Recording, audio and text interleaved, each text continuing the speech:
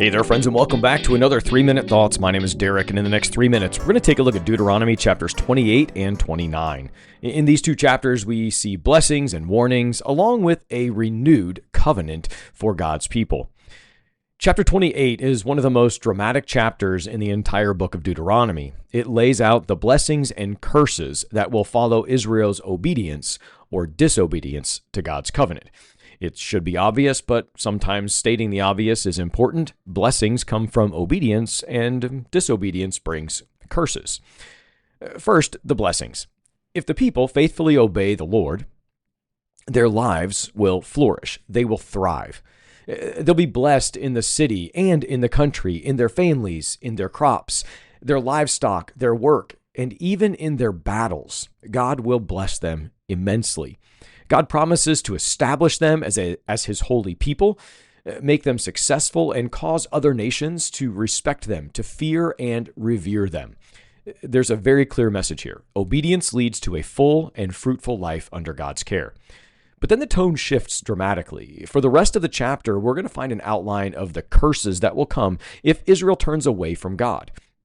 These aren't just light consequences either. These are some pretty devastating things that happen. There will be confusion, disease, drought, defeat in war, even exile will follow in moments of disobedience.